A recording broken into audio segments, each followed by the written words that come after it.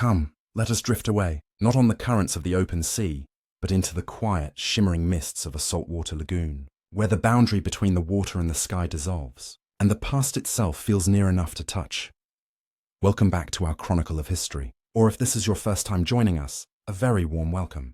We tell the great stories of our past, designed to be a calm companion, whether you're studying, relaxing, or simply drifting off to sleep. We love to hear from this community, so find a comfortable spot and perhaps leave a gentle comment below. We're always curious to know where in the world you're listening from and what time it is in your part of the story.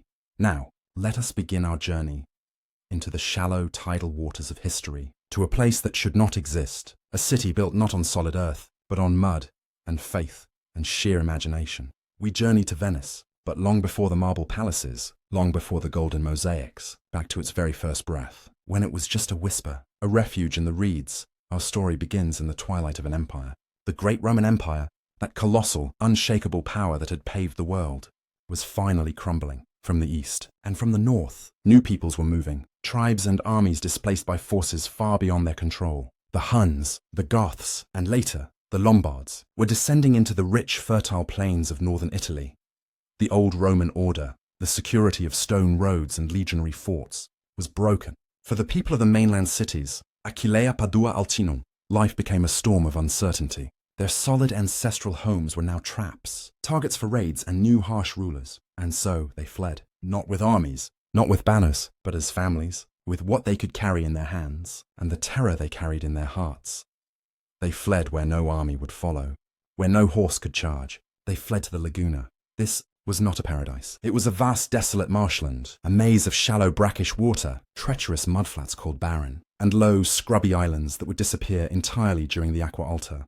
The high tides. It was a place of biting wind, of salt spray, and the constant lonely cry of gulls. But it was safe. The shallow water, navigable only by those who knew its secrets, was a better defense than any stone wall. The Huns, the Lombards, their power was on the land. Here, in this world of water, their horses were useless, their heavy armor a liability. The lagoon was a fortress built by nature, and these first Venetians, the Veneti, were its accidental, desperate inheritors. They settled on the few islands that offered a semblance of solidity: Torcello, Burano, Malamocco, and a cluster of smaller islands near the center, known as Rivo Alto, the high bank, which would one day become the Rialto. Life here was reduced to its absolute essence. They were no longer Roman citizens, they were survivors. They had no fields to plow, no vineyards to tend. The soil was too salty, the land too scarce, so they harvested the only things the lagoon offered in abundance: fish and salt. The salt especially became their first currency. They built ingenious shallow pans, letting the sun and the slow tides do the work, evaporating the water to leave behind the precious, crystalline white. This salt, this white gold, was their link back to the world they had left behind. They traded it with the mainlanders, exchanging it for grain, for wood, for cloth. They became boatmen, ferrymen, the connective tissue of a fractured land.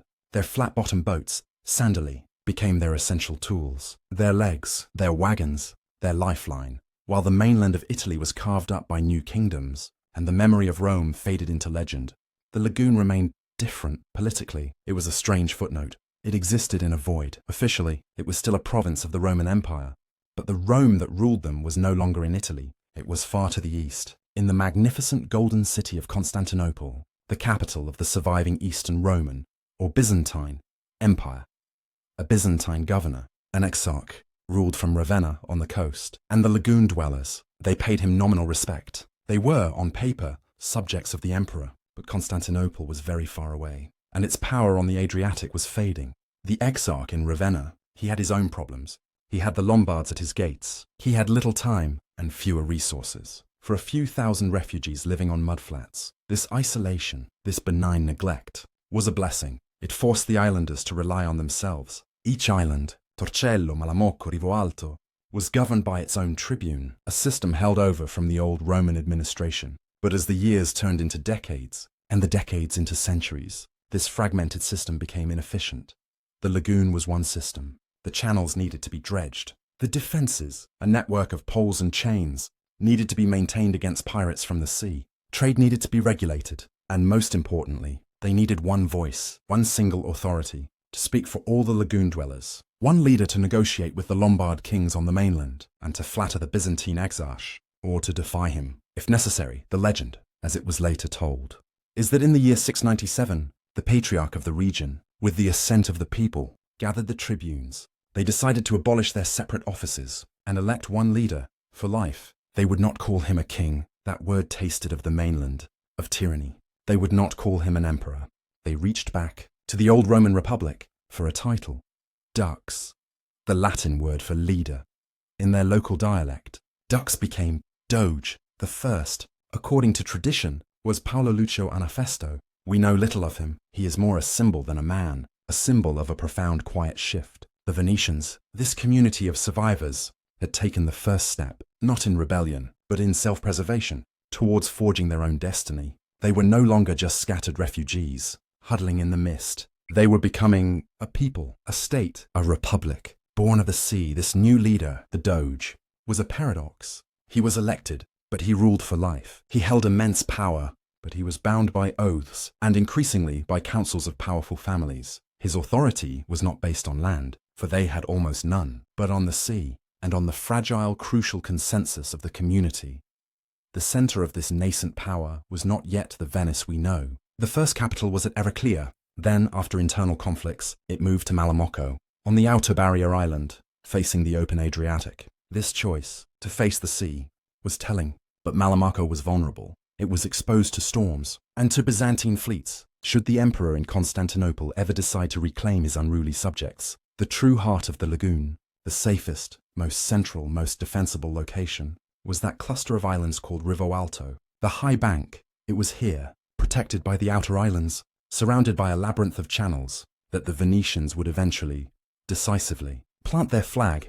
But that decision was not yet made. For now, in these early centuries, the 8th and 9th, Venice was a fragile entity, learning to balance. It was a tightrope walk, a delicate, centuries-long performance. They were acrobats of diplomacy, to the Lombards, and later to the Franks under Charlemagne. They presented themselves as loyal subjects of Byzantium, a neutral, untouchable territory. To the Byzantine emperor, they professed undying loyalty, sending ships to help his campaigns, while quietly, methodically, securing trading rights and privileges for themselves. They were the perfect middlemen. They were of the West, yet they faced the East. They spoke a form of Latin, but their art, their architecture, their souls, were beginning to look towards the golden mosaics and domed churches of Constantinople. Their ships, built from the pines and oaks of the mainland, which they traded for with salt, were becoming more sophisticated. They were not just fishing boats anymore. They were cargo vessels. They began to trade not just salt, but glass, another craft born of the lagoon's resources, and, more controversially, timber, and even slaves, bought on the Dalmatian coast and sold to the caliphates of North Africa.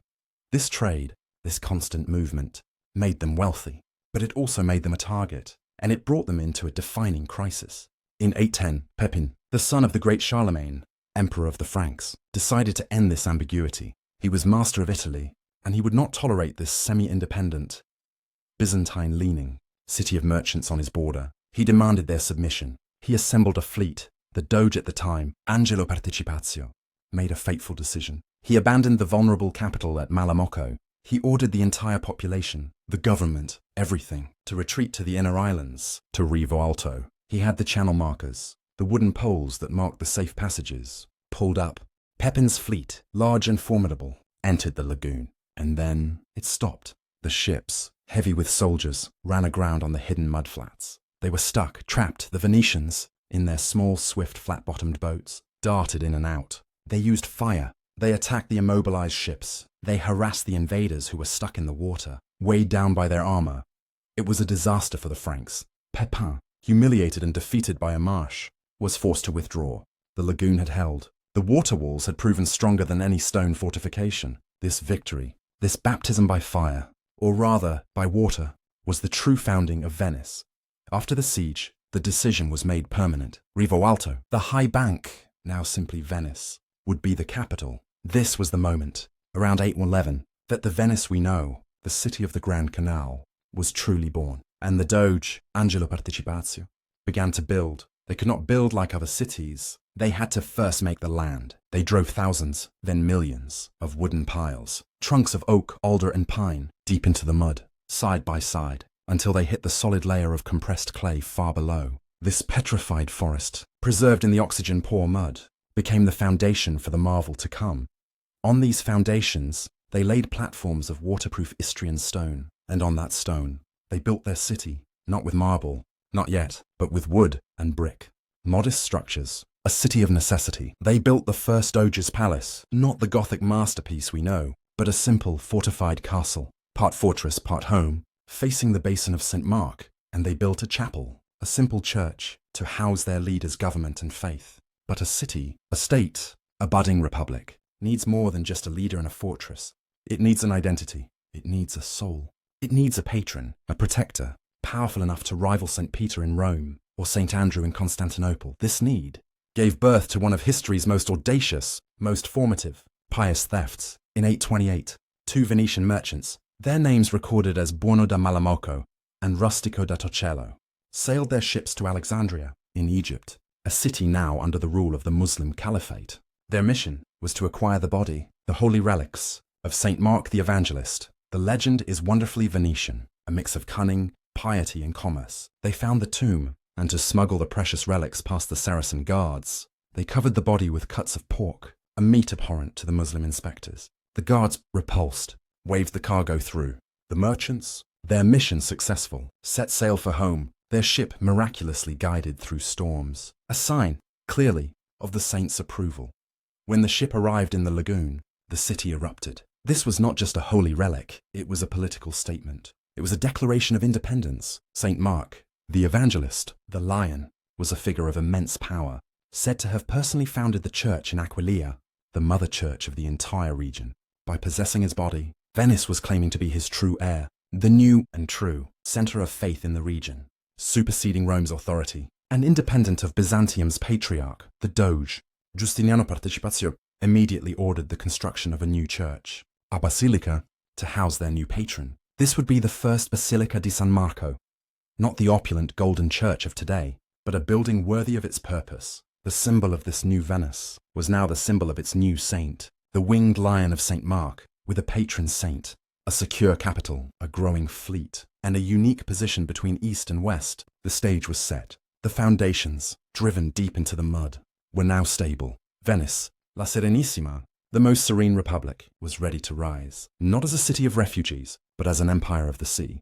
The lion had arrived, and with its arrival, the soul of Venice, La Serenissima, truly awoke. The winged lion became the emblem of the state, a symbol not just of faith, but of a fierce, watchful independence and a divine right to the sea. The first great basilica, built to house the saint, became the heart of the city, a spiritual and political nucleus. The city itself was now growing with purpose. The Rivoalto Islands, that central cluster, were methodically, miraculously being raised from the water. The sound of the city was not yet the song of the gondolier, but the steady, rhythmic, percussive thud of the pile drivers, the endless, patient hammering of foundations into the mud.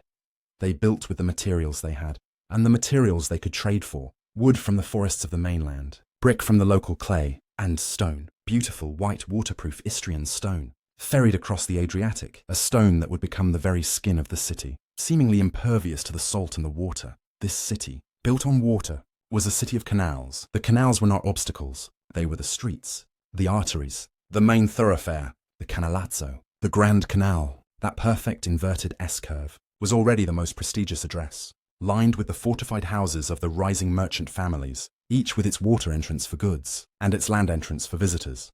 But a city of merchants, a city whose lifeblood was the sea, could not survive if its own doorstep was unsafe. The Adriatic, which the Venetians were beginning to call Mare Nostro, our sea, was not yet theirs. It was a dangerous, contested place. From the rocky inlets and hidden harbours of the Dalmatian coast, Narentine pirates, Slavic seafarers, would sweep down, preying on the merchant ships. For decades, Venice paid tribute. They paid a price for safe passage, a humiliating, costly necessity. But as their power grew, and as their identity coalesced around the powerful lion of St. Mark, their patience waned. This was not just about commerce. It was about control. It was about dominion. In the year 1000, a pivotal moment. The Doge, Pietro Segui Orseolo, a man of great vision and will, declared that the tribute would be paid no more. He gathered a fleet, not just a few trading vessels, but a true war fleet. And on Ascension Day, a holy day, he sailed from the lagoon, not to trade, but to conquer. The campaign was slow, methodical, a lesson in Venetian strategy. It was not a chaotic, brutal war, but a systematic pacification. They sailed down the coast, island by island, port by port. They blockaded harbors. They negotiated. Where they met resistance, they were decisive. But the goal was not annihilation. The goal was submission. They were forcing the pirates, the coastal cities, to choose, to join the Venetian system of trade, or to be excluded from it. Most chose to join. They swore oaths of fealty. They became allies, or subjects. When Doge Solo returned to Venice, he was a hero. He had, for the first time, asserted Venetian dominio de mar, the dominion of the sea. The marriage of the sea, that famous symbolic ceremony where the Doge would sail out on Ascension Day and drop a ring into the Adriatic, began as a celebration of this victory, a solemn yearly promise that Venice and the sea were one, bound together, forever. This new expanded sphere of influence, this control of the sea lanes, brought unimaginable wealth. But wealth must be defended, and it must be created. The ships, the galleys, the merchant cogs, they were the lifeblood, and they were built in a place that became the true beating heart of Venetian power, a place of staggering secret, almost modern industry the arsenal founded. According to tradition, in the early 12th century, the arsenale was something new in the world. It was not just a shipyard, it was a state-owned mass production assembly line. It was, perhaps, the first true factory in history. It covered acres, walled off from the rest of the city, a place of intense protected secrecy. Here, the arsenalotti, the hereditary workers of the shipyard, labored with a fearsome, quiet efficiency. The entire process was rationalized. They did not build one ship at a time. They built components. Hulls were built in one shed, masts in another, oars, sails, rigging, all standardized. A new empty hull, fresh from the carpenters, would be towed into a central canal, the Rio delle Galeazze, and it would move, slowly, from station to station. At the first, a team would install the masts. At the next, the riggers. At the next, the oarmakers. At the next, the caulkers, with their boiling pitch and hemp sealing the seams. The arsenale was a city within a city, with its own foundries for cannons and anchors, its own bakeries for the hardtack biscuits, the biscotti that would feed the sailors. It was a place of constant, pulsing, organized labor. The smell of sawpine, of hot pitch, of sea salt and curing hemp hung in the air. The power of this system was its speed. In times of peace, it produced merchant galleys. In times of crisis, it could produce a fully equipped warship from start to finish in a single day. This was Venice's true secret weapon. Not gold, not spies, but this unmatched, relentless industrial capacity. While Venice was building its ships, it was also perfecting its other great art, diplomacy. Its relationship with the great power of the East, the Byzantine Empire, was the cornerstone of its foreign policy. Venice was still, technically, a vassal of Constantinople, a rebellious, independent, and now very powerful vassal. The Byzantines, beset by Norman invaders from the west and Seljuk Turks from the east, needed a navy, and Venice had the best navy in the Mediterranean. In 1082, the Emperor Alexios I Komnenos made a deal.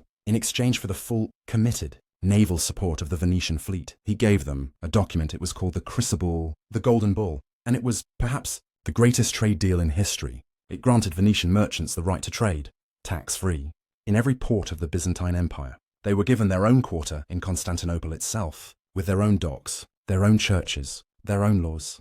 They were now above the law of the empire they served. This was the true beginning of the Venetian commercial empire. Their competitors, Genoa, Pisa, had to pay crushing taxes, 10, 20, 30%. Venice paid nothing. They became instantly the preferred merchants, the freight haulers, the bankers of the entire eastern Mediterranean. They siphoned the wealth of the East, the silks, the spices, the alum, the grain, and funneled it all through the Rivo Alto to be sold to the rest of Europe.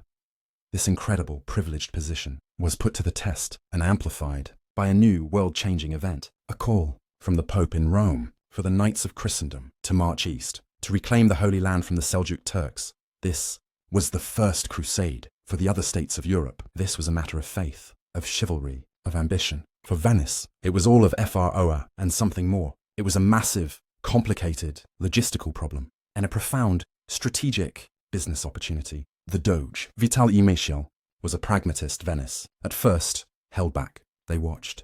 They waited. Let the Franks, the Normans, the Germans march overland. Let them fight the first, costly battles. The Venetians would come by sea, not as warriors, primarily, but as suppliers, as the transport. When the Crusaders, having taken Jerusalem, were struggling to capture the vital port cities, Acre, Tyre, Sidon, they had no navy. They were soldiers of the land. They turned to Venice, and Venice was ready. They signed contracts in exchange for transporting the armies, for blockading the ports, for the use of their siege engines. Venice would receive not just gold, but a third of the captured cities, a third of Tyre, a third of Sidon. They received a street, a church, a bakery, and, most importantly, a trading post, tax-free, in every single Crusader state. They had replicated their Byzantine monopoly.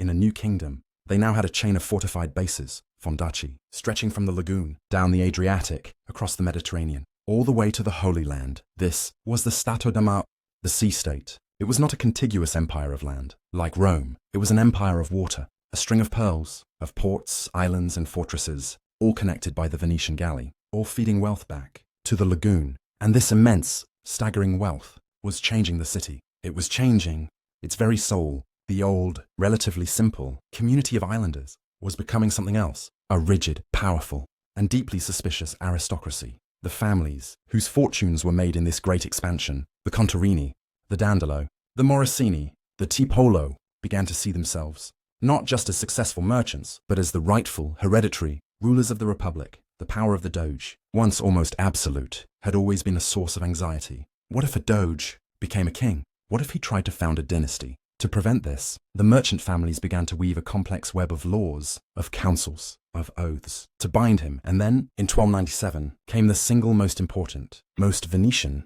political act, the Serrata del Maggior Consiglio, the closing of the Great Council. It was not a revolution. It was a piece of legislation. It was a quiet, bureaucratic masterstroke. The law, in essence, stated that to sit on the Great Council, the body that elected the Doge and ruled the state, one's family must have already been on it. It was a door, gently and firmly clicking shut. It locked in the families who were already in power, and it locked out everyone else. This single act created the Venetian nobility. Not a nobility of land and castles, but a nobility of ships and trade routes and state service. If your name was in the Libro d'Oro, the Golden Book, you were a part of the Republic. If it was not, you were a subject. This was the paradox of La Serenissima. It was a republic, but not a democracy. It was an aristocracy, devoted not to its own individual power, but to the collective immortal glory of the state. The great door of the council had clicked shut, and with it, the Venetian Republic had perfected its form. It was now a serene and closed society, a corporation of noble families, bound by law and dedicated not to personal glory, but to the singular, undying profit and permanence of the state. The Doge himself was the most potent symbol and the most carefully watched. He was a prince with no power, a king with no crown, only the corno ducal, the peculiar Phrygian-style cap of his office. Upon his election, he was made to swear the promissioné, an oath of office that grew more restrictive, more detailed, with every passing reign. He could not leave the city without permission. He could not open his own mail. His family was barred from holding other offices, his sons barred from marrying foreign royalty. He was, in essence, the first servant of the state, a prisoner in a golden cage, his every moment a public and carefully scripted performance. The real everyday power resided in the councils, the Senate, which managed foreign policy and trade, and, most famously, the Consiglio dei Dieci, the Council of Ten. This was the state's immune system. A committee formed in the wake of a failed coup. It became a permanent and feared organ of state security.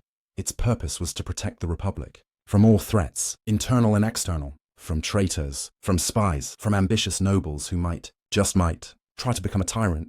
They operated in secret. They were swift, and their presence was felt everywhere. This system, this rigid, suspicious, and incredibly stable machine of government was now in place, and it would be tested by the greatest, most audacious, and most Venetian enterprise in its history. The year was 1201. The call for the Fourth Crusade had gone out. The greatest lords of France and the Holy Roman Empire had answered the call. They contracted with Venice to transport them to the Holy Land, an army of over 30,000 men and 4,000 horses. The price was staggering. 85,000 silver marks. Venice, in a feat of industrial miracle, stopped all private commerce. For 2 years, the Arsenale, that great humming engine, did nothing but build this fleet. They produced, on demand, hundreds of transports and war galleys. It was a perfect logistical masterpiece. The fleet was ready, and then the problem. The Crusaders arrived, but not all of them. Thousands had sought other routes. The army that gathered on the Lido was far smaller than promised, and they did not have the money. They could only pay a fraction of the agreed price. The Republic was in crisis. This massive fleet sat idle. The state had bankrupted itself. preparing for a contract that was now broken. The army was stranded, growing restless. And here stepped forward the Doge, Enrico Dandolo. He was, by this time, over 90 years old, and he was blind. But his mind was sharper and more ruthless than any other in Europe. Dandolo saw not a crisis, but an opportunity.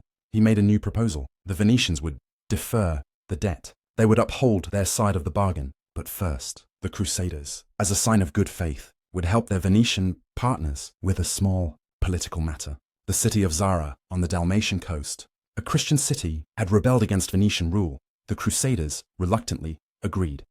Zara was taken, but the diversion was not over. As the fleet wintered in Zara, a new guest arrived, a young Byzantine prince, Alexios Angelos, exiled from Constantinople. His father, the emperor, had been blinded and deposed. The throne was usurped. The prince made an offer, a breathtaking offer. If this mighty army would sail not to Jerusalem, but to Constantinople, and restore his father to the throne, he would pay everything.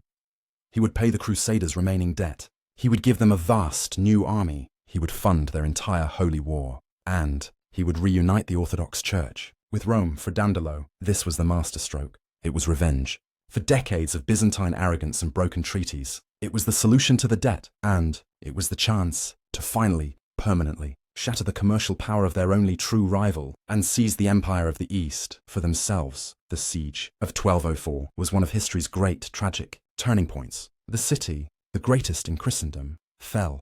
It was not taken by the knights on land, but by the Venetians. From the sea, the blind 90-year-old Doge, Enrico Dandolo, stood in the prow of his galley, the banner of St. Mark unfurled, directing the assault on the sea walls. The city was sacked, a horror of 3 days that the Orthodox world would never forget. But for Venice, the result was empire. When the spoils were divided, Venice claimed 1/4 and 1/2 of a quarter of the Byzantine Empire. They did not take the vast useless lands. They took the islands, the ports, the fortresses. They took Crete. They took Corfu. They took the Cyclades. They took the best harbours, the key, strategic trading posts. They were, in a single brilliant, ruthless move, the undisputed masters of the Mediterranean. The Stato d'Amar was complete. The wealth that now flowed into the lagoon was beyond imagining. It was the wealth of a vanquished empire and the entire exclusive trade with the East. And this wealth was poured into stone. The city transformed. The old brick and wood palazzos were torn down and replaced with fantasies of Gothic marble. This was the Golden Age. The 14th and 15th centuries. Venice was the city, the marketplace of the world. At the Rialto, you could buy pepper from India, silks from China, glass from Murano, gold from Africa, and grain from the Black Sea. The city was a jewel, perfect and fiercely guarded.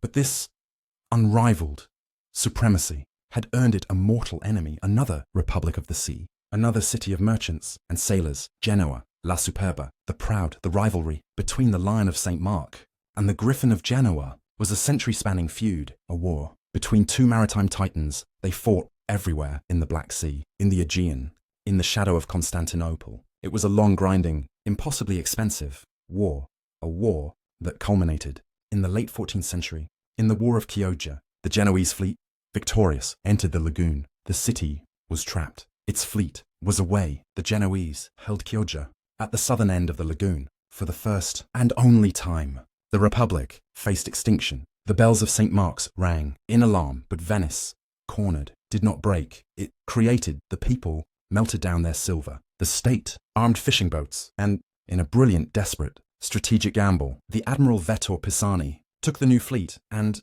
blockaded the blockaders. He sank ships at the mouths of the Chioggia harbour, trapping the entire victorious Genoese fleet inside. The siege was reversed. The Genoese, trapped in the marsh, starved, and in 1380, they surrendered. It was the final victory. Genoa would never truly challenge Venice again.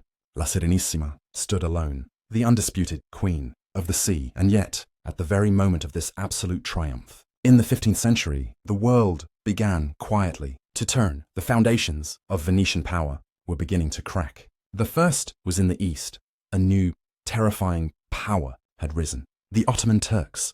In 1453, the unthinkable happened. Constantinople, the great Christian city, fell to the Sultan, Mehmed the Conqueror. The gateway to the Black Sea was closed. The old, comfortable Trade routes were now in the hands of a mighty and often hostile empire. Venice was now on the defensive. This began a 300-year, slow, bleeding, a war of 1,000 cuts, as Venice, piece by piece, lost its Stato da Mar, Negroponte, Cyprus, Crete, all, one by one, fell to the Ottoman advance. But the second, deeper and more fatal wound came not from an enemy, but from an idea. The year 1492, Columbus sailed west. The year 1498, Vasco da Gama sailed around Africa and reached India. The world had just rerouted itself.